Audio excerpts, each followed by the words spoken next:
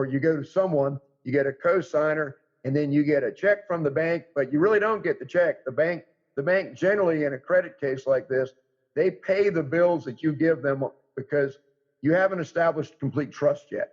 And so if I were to get a consolidation loan for $5,000 for a whole bunch of small bills, then in some cases the bank's going to give me the loan because somebody co-signed for me, but they're going to send the payments directly to the creditors so that we know that the money didn't get mishandled.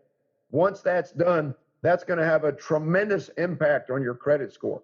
Within probably 6 months or less, I believe that having 10 little teeny bills out there that you just stopped paying on that have been reported to the agency, I think your credit score would jump up a minimum of 50, 75, maybe even 100 points. What do you think about that? Yeah, it's a great idea, and a lot of people don't think about it. I know you've done consolidation loans a few times with me, and they paid big dividends, no question about it.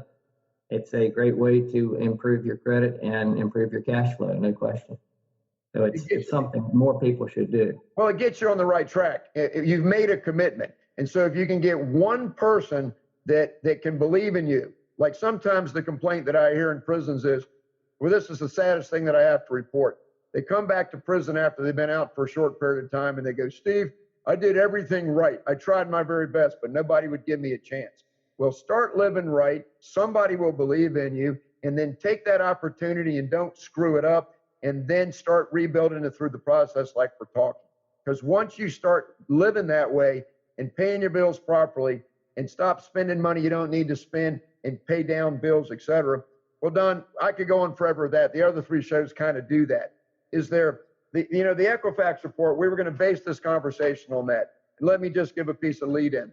The three credit agencies have websites, and those websites have more information than any university in the world on all about credit. They want you to get your credit straight. And so about 6 years ago, I was reading on the Equifax website, Equifax.com. And I just started reading all the information that explained everything we're talking about today. And I got this 6-page article off of it. They have hundreds of articles, but there's one article, I started passing it out in prisons across the country, and the state of Virginia said thank you to me. They said all the information they've ever used to teach people about credit, this is by far the best article that really is a simple way to process and understand what you and I are trying to talk about today. So I tried to get approval to be able to print this, use this, etc.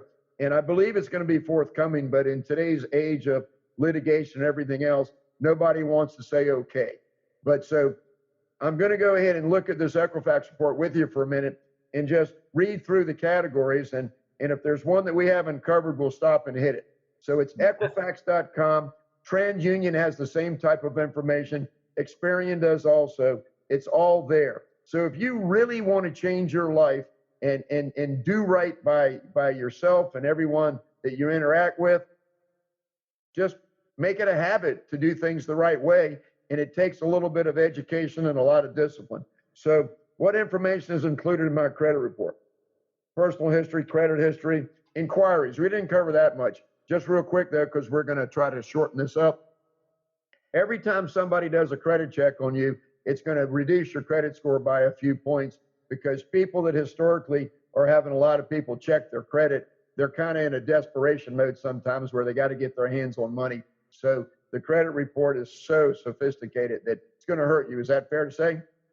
That is totally fair to say. Okay. Public records, it's got a lot of information. We don't need to go into that. What is not included in my credit report, you already covered. Your checking account and savings is private information.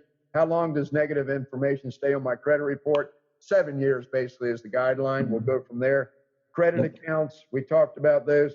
Collection accounts, once they're in collection, it's going to hurt your credit report tremendously. So communication, stay out of collection, so on and so forth. Bankruptcy, that's interesting. When people go through bankruptcy, what's that do to their credit?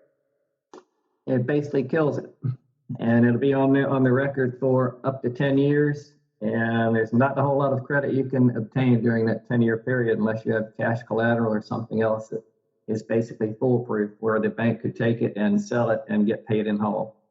But I'll tell you this, a lot of those credit card companies and so forth, once they know you've gone bankrupt, they know you have no debts, and they know you have no credit, they start throwing credit cards at you left and right, because we've talked about it in my other shows. The credit card is a game that was intended to be a trap. They want you to spend your money on credit that you can't afford. So I don't know if I said it in the show, but live within your means and sacrifice for things that you can't really afford. Okay, so it keeps on from there. And we talked about how can you get a copy of your credit report. Okay, so you know a lot about that. If somebody needs a credit report, what's the easiest way for them to get a hold of it? Well, one way is to apply for a loan, or there's a number you can call and get a free credit report every year. Now, the credit report you receive for free doesn't include your FICO score, but it has all of your credit history in it, and that's really all that you need. You can tell at a glance whether you're going to have a 650 or an 800 score based on the information contained in that report. And it also tells you all your accounts in case you see some on there that are incorrect information. You can take it upon yourself to start trying to straighten it out. And be careful that you don't go to one of these credit fix agencies that charges you money, because they're in to make a profit, and they may not be your best avenue. There's a lot of public agencies that will help you. So we've talked about what factors impact my credit score, how's it determined, what's a good score. We've covered it completely. See if there's one last page here that I want to reference. Why is it different from the other? Why are the three scores slightly different? We know that. Okay, well, I think we did pretty complete. Don, let's end the show with a couple minutes of me saying thank you to you, Don. We've known each other for a long time now, pushing 40 years or so, and we became very close friends. And you're the first board member of Right Thinking Foundation. You have a heart for what I'm trying to do, and the show you're doing today and other shows. It's just so wonderful that you're doing that. But I just want to continue my thank you. My story of all that I've been through with my health crisis and all my other kind of stuff, that's documented out there. I try to use myself as an example. Would you speak to a minute of your banking relationship with me and what we've gone through? Because, you've helped me through rebuilding my own life, and I owe you so much of a thanks for that. So how about speaking to that for a moment? Because I think that'll sum up everything we've tried to impart today. Sure, I'd be happy to. Yeah, for those in the audience, I've known Steve, as he indicated, for about 38, 39 years. He's done a lot of different things in his lifetime. Very, very smart, astute man. First met him when he was an executive with Cruise International, which was a harbor cruise company and a big company in Norfolk. He did the financing for that company on their cruise vessels, $2, $3, $4 million copy vessels. And then he went into, very successful there, went into a couple other areas. He became a real estate developer. He's always been a counselor for small business. We have a small business development center in Norfolk, and probably has counseled, 500 to 1,000 individuals and companies over the years, and performed great service for all of them. When he became a developer, things worked out very well initially. He built a couple of houses. His company built a couple of houses. He and a partner. And then they got into a marina in the Ocean View area of Norfolk, and that worked very well. And he got into a project in Elizabeth City, North Carolina, a residential development project. He had a partner in that, and they entered at the wrong time. The property didn't sell the way that it was expected to, and Steve ran into financial difficulties at that point in time. Prior to that, he was diagnosed with cancer. Steve has had, 14, 15 surgeries in his lifetime. He was diagnosed with cancer and basically given about 5 years expectation to be living. And I think it's 13 years later, Steve? 18. Right?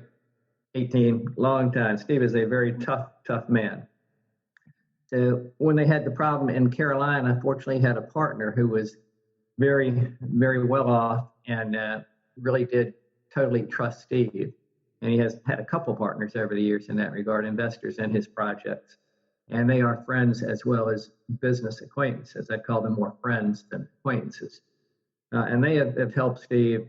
And Steve came to me when he first encountered personal financial problems, and told me everything that was going on, starting with the medical problems. And I have lent Steve a lot of money, probably he and his company $4 or $5 million, somewhere in that neighborhood.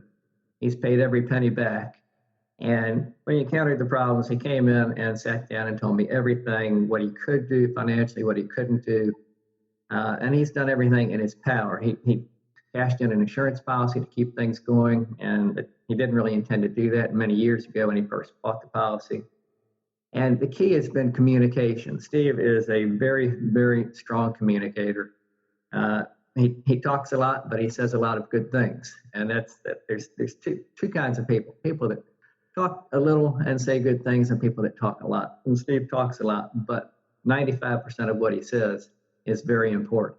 So when he came in and talked to me and explained the situation, my nature, of course, is to try and help as many people as I can. And I knew that he had the character that we've spoken about throughout this meeting to do whatever was in his power to accomplish.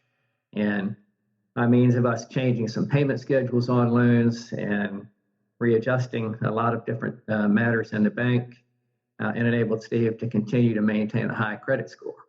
And for what he's gone through, and I've never dealt with anybody like Steve before that's been through so many changes in career, having the medical problems and having the wherewithal, both morally and physically. He's just a tough individual. He's done everything he ever could. He's never missed a payment with me, and that goes back many, many years in a lot of different endeavors. So that's really what maintaining credit. If anybody's ever maintained their credit properly, Steve epitomizes that, because it's been going on for a number of years now. It's not just 2 or 3 years. It goes back much further than that. And once again, he had the ability, first of all, the wherewithal to tell me about everything that was going on. Second, he had friends, business friends, who totally implicitly trusted in him and did whatever he needed. They helped him. They gave him money, lent him money, call it what you may, but they've kept Steve going in his business. And that's what you need to have. You've got to have the character, the integrity, and the relationships with people who are really willing to step up to bat for you and do whatever they can in their power to assist you in what you're trying to accomplish. And it's a testimony to Steve that he's been able to do it, and not a whole lot of people could have. I've made a comment to Steve before that most people in his position would have filed bankruptcy years ago, but he's not that type. It's the integrity and character and the moral compass that he has. They wouldn't allow him to do it because he's a fighter. I mean, I've seen him do all these surgeries, and I know what he does. He's a karate. Is it Karate Steve, or what is it? Yeah, it's karate, martial arts, other things too. Yeah, but thank you. Yeah, and he's a champion in that area too, and he's continued to train people in the martial arts throughout this entire ordeal. So I commend him for many, many different things. One, he's tough as can be. He's spiritually strong as he can be. Morally, he's strong as he can be. And he has all the integrity that any one person on this earth has ever had. So he really is the epitome of what character is and how you maintain credit. If everybody in the world had Steve's spirit, attitude, strength, we wouldn't have any financial problems. But there's very few people like him. So I'm proud to serve on his board, and I'm very happy that I was able to help him over the years.